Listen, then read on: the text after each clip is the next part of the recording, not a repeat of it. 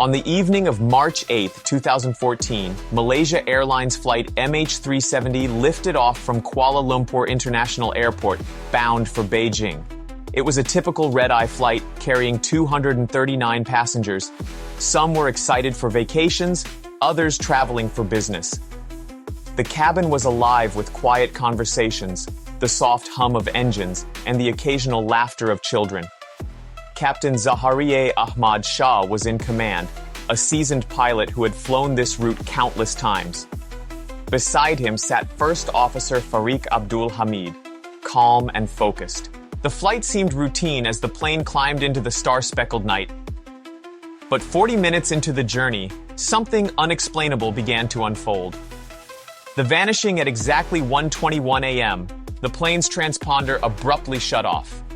Air traffic control in Kuala Lumpur lost the ability to track the aircraft. As if swallowed by the darkness, MH370 disappeared from civilian radar. In those final moments, the co-pilot's voice was heard transmitting a calm, almost haunting phrase, "Good night, Malaysian 370. Then silence. Military radar managed to catch glimpses of the plane turning sharply west, an unexpected deviation from its planned path. But soon, even that faint signal was gone. The ghost plane as the hours turned into days. Search parties scoured the seas for any sign of the missing jetliner.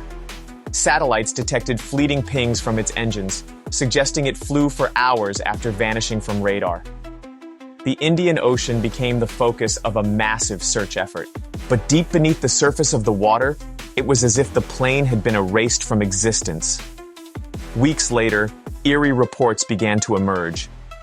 Fishermen off the coast of the Maldives claimed to have seen a ghostly plane, glowing faintly as it flew silently overhead. Some described feeling an unnatural chill, as if unseen eyes were watching them. One man swore he heard whispers carried on the wind, faint voices murmuring, "Help us, we're still here." Theories and whispers investigators offered explanations. Perhaps it was a mechanical failure or an intentional act. Maybe the pilot had flown into a remote part of the ocean to avoid detection. But none of these theories explained the ghostly sightings. In a small village near the search area, an elderly woman claimed to have seen passengers disembarking from a shadowy plane on a deserted beach.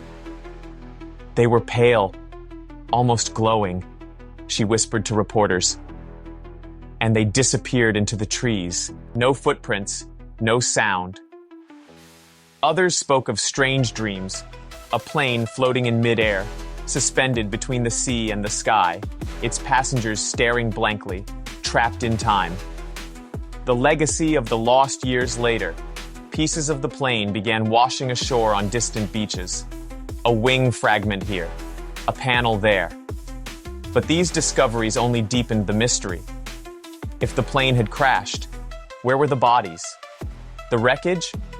And why did some witnesses claim to see it, still flying, years after it had disappeared? To this day, the fate of MH370 remains one of the greatest aviation mysteries. Families of the passengers cling to hope, haunted by whispers of a plane lost not in the ocean, but in another dimension. Perhaps MH370 still flies, suspended in a ghostly limbo, its passengers calling out to the living. And on dark, quiet nights, some say, if you stand near the edge of the Indian Ocean and listen closely, you might hear it too. A faint voice carried on the wind whispering, "Help us, we're still here."